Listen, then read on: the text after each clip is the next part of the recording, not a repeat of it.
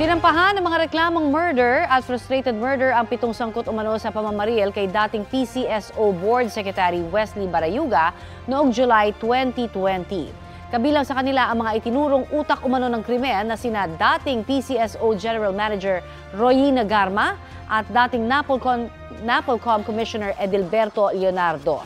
Dati na nilang itinanggi ang mga paratang. Balitang hatid ni Salima Refran.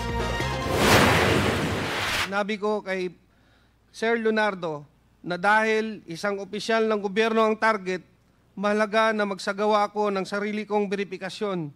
Ngunit sinabi niya na hindi na kinakailangan dahil ang utos ay mula kay GM Garma,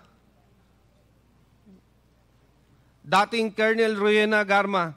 Kasunod ng mga revelasyong ito sa House Quad Committee at tuluyang pagbubukas muli ng investigasyon. We're not letting go of the cold cases. We want to, if there are people who are willing to testify and give us evidence, para mabuhay natin yung mga kaso kasi walang katahimikan hanggat walang hustisya. Pahaharapin na sa mga reklamong murder at frustrated murder ang mga nasa likod umano sa pananambang kay dating PCSO official Wesley Barayuga at kanyang driver.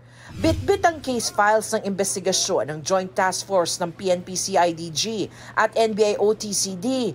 Pinangalanan bilang principals by inducement sina dating PCSO General Manager Royina Garma at dating NAPOLCOM Commissioner Edilberto Leonardo. 5 iba pang dawit rin sa reklamo, kasama ang nagturo kay Garma at Leonardo bilang mga utak ng pagpatay na si Police Lieutenant Colonel Santi Mendoza. Nauna nang tinanggi ito ni Garma at Leonardo sa Quad Committee. Nagulat lang po ako, Mr. Nagulat Chair. lang. I didn't expect it po. So this is the first time you heard na you are being implicated in the death of General Barayuga. Yes, Mr. Chair. You were never also investigated by any law enforcement agency as far as the death of General Barayuga was concerned? Wala po, Mr. Chair. No one asked you questions? Wala po akong maalalang may nagtanong po. Hindi po totoo yun, Mr. Hindi totoo. I know that he's an underclass po namin. Underclassman. Pero maliban doon, wala na po akong, hindi ko na po siya So no working kilala. relations with Colonel Mendoza? Wala po. Hindi mo Mr. naging Chair. tao before in your units? Hindi rin po. Kasama rin sa inireklamo ang kinontak ni Mendoza para kumuha ng hitman na si Nelson Mariano. At ang kinuha umano nitong hitman na si alias Tox na isa rin palang pulis. Kinilala si alias Tox na si Police Senior Master Sergeant Jeremy Kausapin. Inireklamo rin ang isang alias Loloy at isa pang John Doe.